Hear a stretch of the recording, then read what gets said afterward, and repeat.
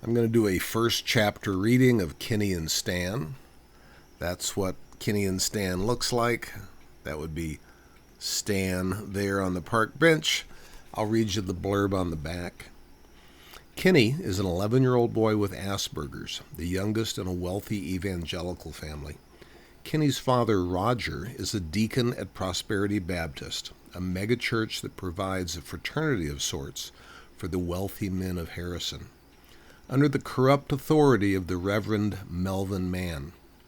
When Kenny finds a homeless man living on the street in a pile of blankets, Kenny decides to secretly move the alcoholic vet into his basement, hoping that somehow Stan will help heal the unhappiness in Kenny's family. Tracy, a hyperactive girl in Kenny's emotional literacy class and Kenny's only friend, is the only other one in on the secret. But Stan has his own agenda and his own strange powers. Chapter 1. Kenny Whitman came home the same way every day, walking the 11 blocks from Harrison Middle School to the driveway of his parents' house, a house set pretty much in the middle of the Birchwood subdivision. Birchwood was gated, but the gate was often unmanned in the daytime, and Kenny walked right past the gatehouse, his head down, counting the sidewalk squares as he walked. He counted carefully. Though he counted only on the way home and not on the way to school, there was some disconcerting variability in the total number. He always counted until he hit the square with the water meter plate sitting in the middle, directly in front of the door to his house. Kenny liked to think of the water pipe below the ground running through the cracked cinder block walls and into the basement. The basement pretty much belonged to Kenny. The rules for counting the sidewalk squares were clear. Start with the square at the north corner of the front school gate, a square without the nice cast iron lid, but one which did manage to start exactly at the inner edge of the brick column. Kenny had wondered if the sidewalk went down first and then the brick column had been built later, or if the school had gotten its gate before the town had laid the sidewalk. There were likely old pictures at the library that would show the school back when it was new, in 1948, according to the brass plaque riveted to the main doors. The sidewalks were old, cracked in places where tree roots pressed up from below. Kenny knew the cracks, too, having tripped on them when his attention was focused on the counting process. Old, but maybe not as old as the school. Although the town was older than the school was, there were buildings Kenny passed that were built in 1902, 1906, and 1911. And probably other years as well, but the fancy ones on Main Street included stones set up high with the dates cut in them. And the town was older than that, Kenny guessed, since usually a town started with small buildings, a saloon, a mercantile, a sheriff's office, if you could believe the shows on TV. Kenny knew that he couldn't, but he liked to think that parts of the shows were historical anyway. Kenny chided himself for having allowed this odd number to crop up in his counting. He had recounted 11 days since the questionable number, one short, and had gotten the same number, the original number, each time. He thought that 11 recounts resulting in the same original number, the exact number he'd gotten on the 37 days of school that had required him to walk along the stretch of sidewalk, he hoped that these recounts might approach a level of sureness that he could live with. But he wasn't sure about that. He could see the math, with the margin of error shrinking, but never really disappearing. Math was like that. You might not like what it said, but it wouldn't bother to argue with you. Math was simply true. Kenny liked that about math, even if it was frustrating sometimes. Kenny didn't count on the way to school. He decided that on the way to school he would notice things. He noticed a lot of things. He noticed insects inside the store windows and out, in the brush, on the sidewalk, or flying slowly by. He noticed squirrels and birds, mostly grackles, pigeons, sparrows, crows, but occasionally a hawk, a buzzard, or even a hummingbird. He noticed the cars, how correctly or incorrectly they were parked, if their tires were worn or new. He noticed if the parking meters were in the green, meaning paid, or in the red, meaning a ticket. He noticed the change of seasons, the leaves falling onto the sidewalk, the grass turning brown, the change from sneakers to boots, the sharp granite curbs, and the crumbled cement ones. He noticed license plates, looking both for any interesting numbers like square numbers and primes, and for out-of-state plates. He noticed trash, which he picked up on Tuesdays, often having his hands full with a shifting mass of coffee cups, candy bar wrappers, burger papers, taco wrappers, plastic straws, cigarette butts, plastic grocery bags, broken toys, shoelaces, ruptured hair ties, and a variety of things he could list if he focused. Sometimes he found a plastic grocery bag early on and was able to stuff the trash into it, but he never brought a bag from home. That would be cheating. Dog crap stayed on the sidewalk, as did a condom he'd once seen. He developed a rule of inside the body after finding the condom, classing it with the dog crap, which he wouldn't pick up. With the expanded rule in place, he felt no need to pick up the condom. It bothered him for a few days, this business of changing a rule to set his own preferences. That felt like a betrayal of science, but he liked the neatness of the rule. Things that had been inside a body wouldn't be picked up, and that would include drug needles if one ever turned up. The cigarette butts were a little bit fuzzy, but he picked them up anyway, along with gum, bottles, and cans, which might have had a bit of the top inside the mouth, and in the end he put an asterisk beside the rule in his head and added, specifically, crap, vomit, spit, condoms, and drug needles. And then he thought about other things. Tuesday required that Kenny leave the house 20 minutes early in order to get to school on time, picking up the trash on the sidewalk, not in the gutter, not on the lawns or the store doorways, unless it was within a foot or less of the sidewalk. That required the extra 20 minutes, which would include 4 minutes set aside for washing his hands, that being 3 minutes of waiting for the water to get hot there at the school, and then 1 minute of scrubbing with the thin pink soap from the dispenser on the wall. There is never a line in the bathroom at the sinks. As far as Kenny could tell, he was the only boy at Harrison Middle School that ever washed his hands. Leaving early was not a problem because his father would have already taken his car to work at the First American Bank in the building marked with the year 1906, which Kenny passed every day. And his mother had already taken her car to drive his sister and brother to their school, the Prosperity Baptist Academy. The academy was on the same campus as the Prosperity Baptist Church, where Kenny's father was a deacon and where the family's Sundays were always spent. All the buildings on the campus were white, and it was a long ways out of town. The academy was committed to providing a godly education, which meant that even the math books were Bible-based, but the academy was not open to children with special needs. Children like that were referred back to public school, and Kenny was one of those children since he had a condition. The word condition was off-putting to Kennedy, partially because of the shamed, irritated his way his parents said the word, but mostly because the word condition seemed to imply a temporary state. Kenny had no illusion that he would ever become someone other than the Kenny he had grown to know and respect. Condition also irritated him because the term was uselessly vague. Kenny was at Harrison and not at the academy because he had Asperger's, which was more specific but an uncomfortable enough word anyway. Asperger?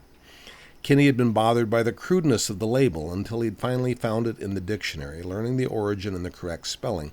He felt even better after talking with Tracy, a girl his age at Harrison. She'd given him the word aspie. "You're an aspie," she'd said, "like the snake, not the body part. It just means you're smarter and not so easily distracted. One of my foster brothers was an aspie, and he was the only one I ever liked." Kenny thought about his brother Mark and his sister Christine and decided that Tracy probably was right. He was smarter than they were and not so easily distracted. But something did distract Kenny on his way home this Thursday. His eyes were on the sidewalk squares, counting by 12s this time, when he stopped. He sniffed and took in a smell that was new to him. 11 blocks provided a lot of smells, particularly when you went through the downtown area, with restaurants, a car repair garage, a tire shop, a styling salon. The buses and the trucks had a smell, and the cars did too, and so did the motorcycles. People's yards might smell of unattended dog business, or chemical sprays, or even apple blossoms or roses, but this smell was new. Kenny sniffed again and lifted his eyes. There, a few feet up the sidewalk, was a pile of discarded blankets oddly tossed into the doorway of what had once been a florist. The blankets didn't smell anything like a florist should. Kenny sniffed and smelled sweat like his own armpits in the summer. He smelled stale urine like the stalls of the boys' rooms at Harrison, and he smelled a sharp bite of alcohol, which Kenny had found in the empty bottles he picked up on Tuesday morning. Kenny wondered at the history behind the blankets, wondered who had put them there, why they smelled that way, and if they were meant to be thrown out, or if they were meant to be washed at some point. Kenny looked more closely at the blankets and saw a heavy gray wool blanket and a lighter blue blanket, probably acrylic. Both were dirty and torn. As he took inventory of the pile, he saw there in the blankets a boot, and then another boot, and then shockingly a hand, a human hand, stained brown at the fingers with long nails untrimmed. There was no blood. Kenny deduced a human body there in the blankets, abandoned after a crime, perhaps. Kenny drew closer, his curiosity now aroused.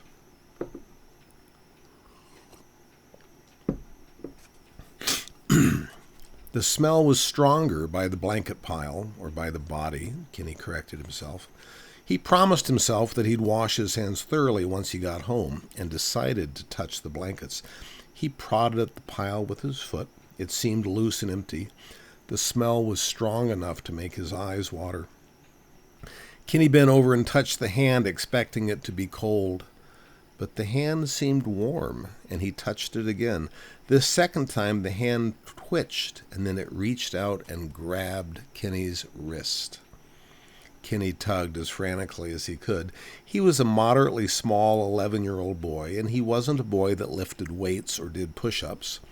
While most children would have screamed, Kenny was rather reserved. Taciturn? British almost. He preferred to be silent when possible.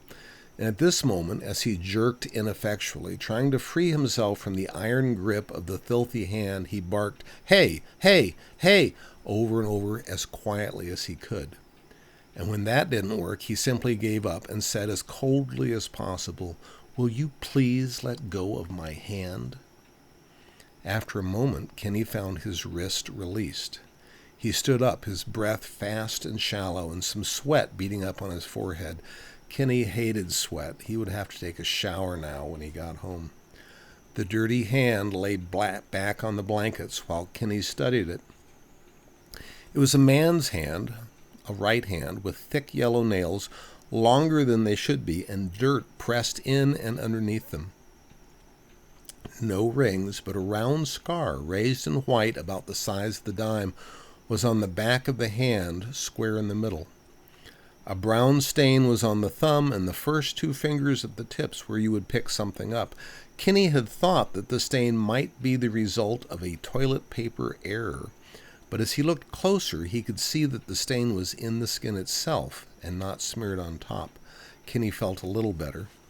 The hand lay still and looked as if it could be dead, and then it slipped back into the blankets and disappeared. Kenny looked at the pile of blankets and the boots, wanting to understand what was underneath and how it had come to be here on his street. He wondered if it would be gone tomorrow. Kenny couldn't imagine what the person looked like. He didn't have that kind of imagination. And he wasn't afraid, even after being held against his will by the brown-stained hand.